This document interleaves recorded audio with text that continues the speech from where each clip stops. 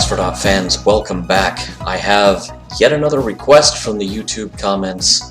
For this one, we're going to play the Atari 8-bit version of Lode Runner. I tried this one out a little bit before recording the video so I could get acquainted with the controls to see if there was anything really different about it.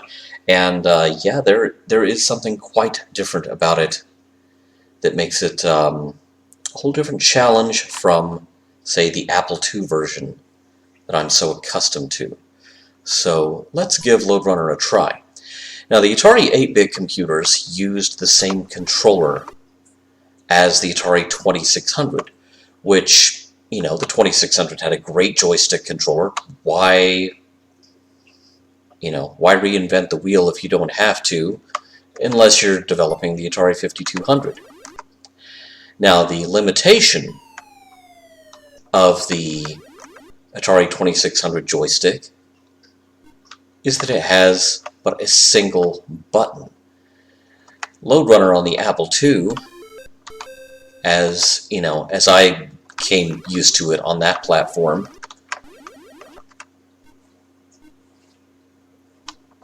has two buttons. One that would let you drill to the left, one that would let you drill to the right. So on the Atari 8-bit version, what you are dealing with is you can drill in the direction that you are pointing. So I was facing right there, facing right here. Now if I face left, I can drill behind me.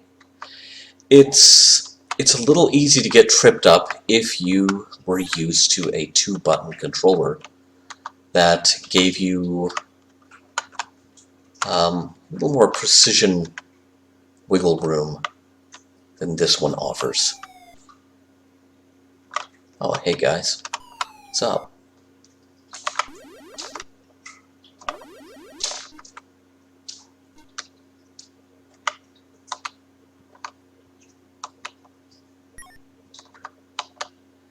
It may be a more intuitive control scheme to some people. To me, it just feels off.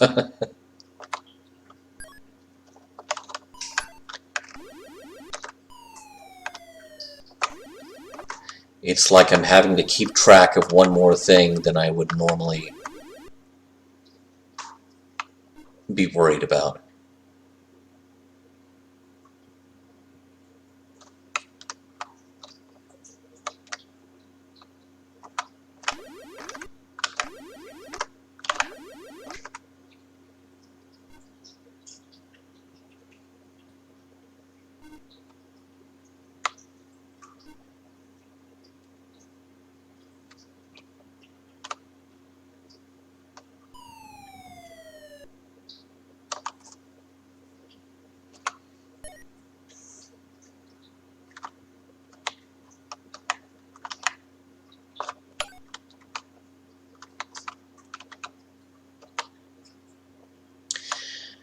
And I have to admit that there's also something a little off about the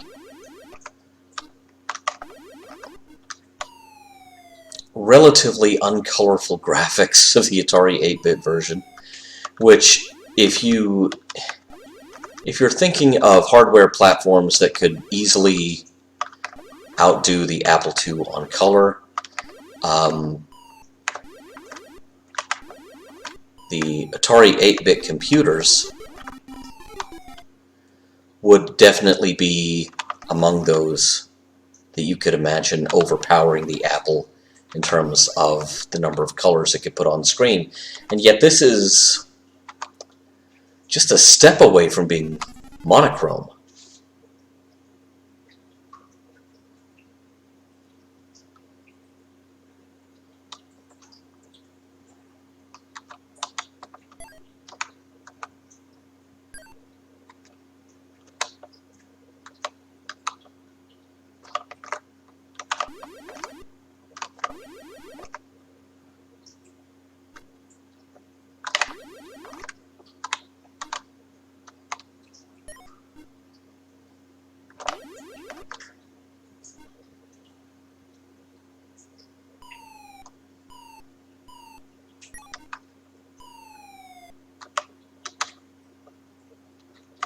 Obviously, the controller difference is the difference in the control scheme is not slowing me down too much.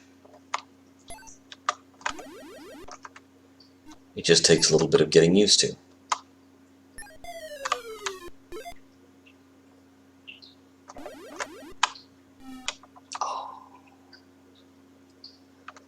They got me. They got me. Alright, let's try that again.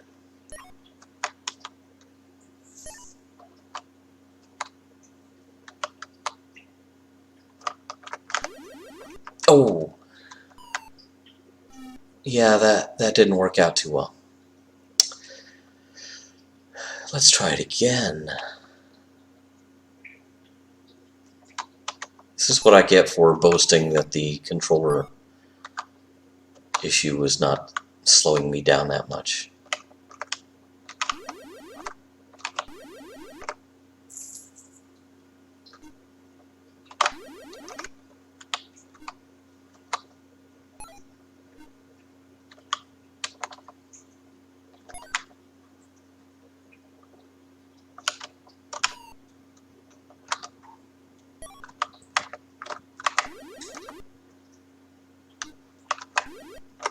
Ah!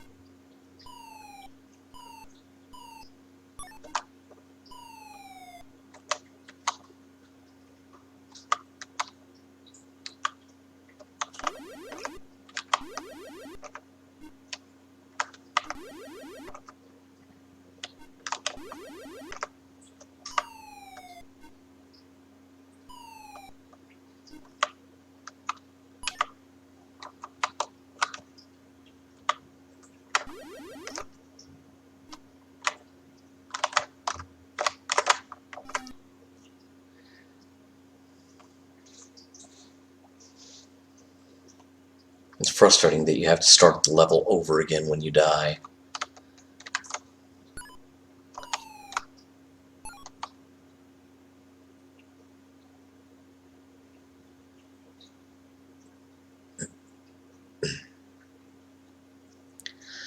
I'm gonna wait for these guys down here.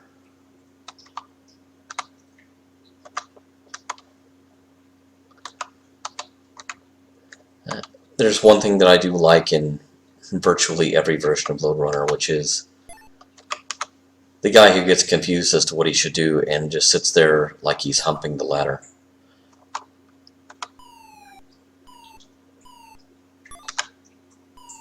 I hope he's having a good time down there.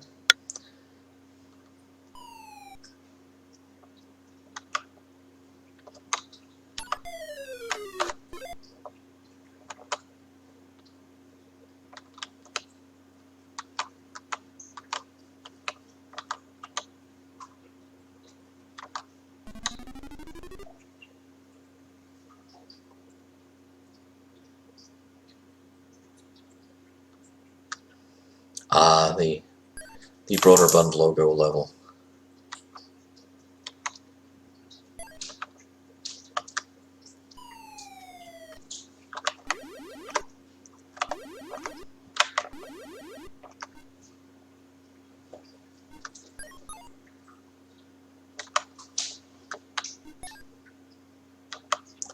Magnificent and yet magnificently frustrating piece of level design.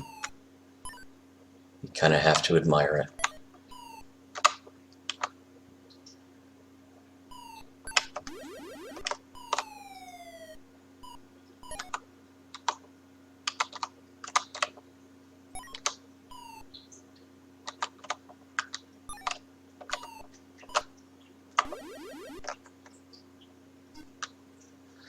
It's kind of funny, in this version it seems like the Bungelings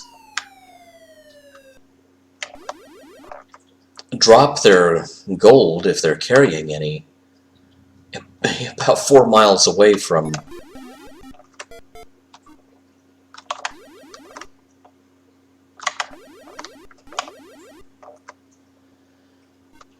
they drop their cargo ages before they need to. It's a little something else that's a little bit counterintuitive about this version. So there you have it. I think we've done a pretty good job of showing off the Atari 8-bit version of Lode Runner, as published by Broderbund. Atari did later publish a cartridge version several years later. It was after the